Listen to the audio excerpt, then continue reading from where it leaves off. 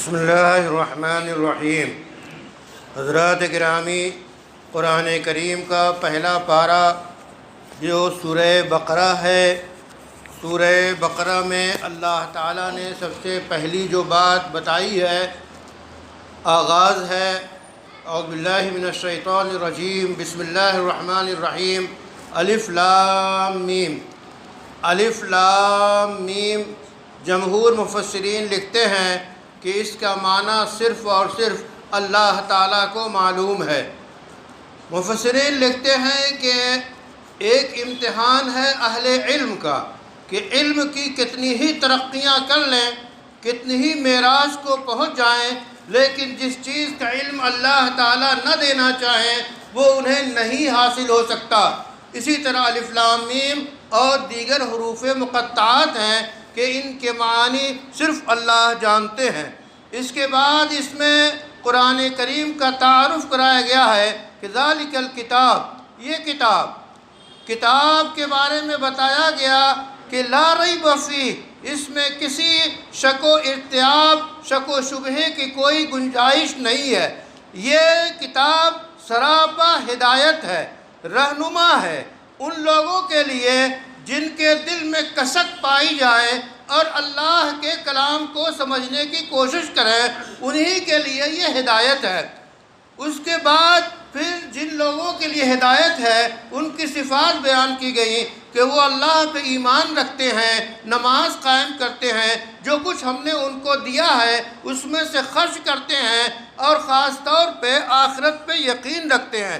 اس سورے میں لوگوں کی مختلف حالتوں کا جو ہے تعارف کرایا گیا ہے۔ تو ایک تو حالت اہل ایمان کی ہے کہ ان صفات کے ساتھ پھر اللہ نے ان کو سند دے دی کہ اولئک ھم المفلحون، یہی وہ لوگ ہیں جو کہ کامیاب ہیں۔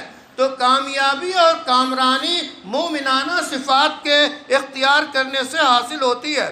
دوسری قسم ہے کافروں کی جو اللہ کی باتوں کو نہ مانے۔ تیسری قسم ہے منافق کے۔ منافق اس شخص کو کہتے ہیں کہ زبان سے پڑھے لا الہ الا اللہ اور دل میں کفر رکھے۔ ایسے منافق کی شناخت محمد عربی صلی اللہ علیہ وسلم کے دور ہی میں ہو سکتی تھی۔ اب ہم کسی کے بارے میں یہ نہیں کہہ سکتے کہ یہ حقیقی منافق ہے۔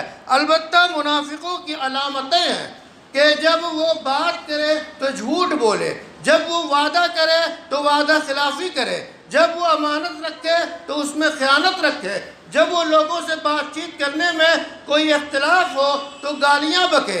تو یہ علامتیں ہیں منافقوں کی۔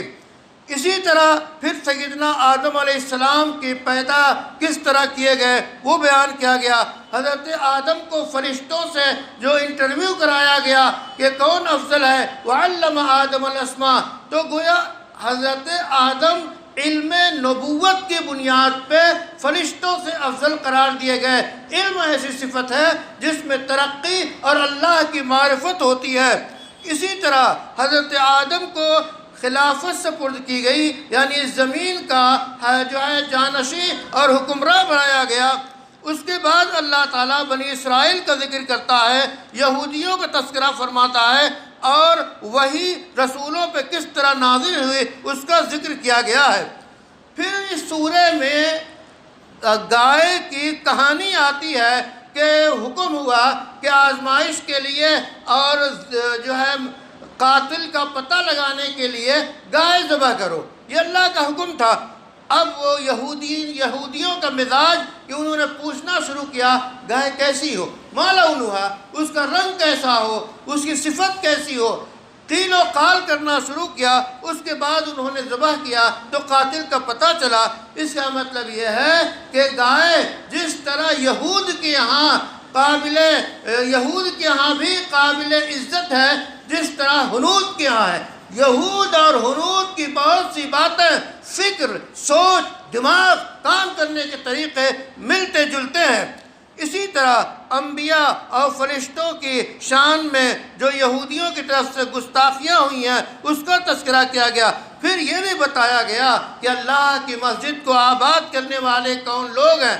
اللہ کی مسجد کو جو مسمار کریں، جو اس کو جو ہے ویران کرنے کی سوچتے ہیں تو اللہ تعالیٰ ان کی سازش کو ختم کرتا ہے۔ مسجدوں کو ویران کرنے کی، عبادت گاہوں کو ڈھانے کی یہ معاندانہ دشمنوں کی ہمیشہ سوچ رہی ہے۔ جب ان کو موقع ملتا ہے ایسا کرتے ہیں۔ آج کے جو حالات ہیں آپ جانتے ہیں، ضرورت اس بات کی ہے صبر، ثبات، استقامت، اللہ کی رسی کو مضبوط تھام کے ان حالات کا مقابلہ کرنا چاہیے۔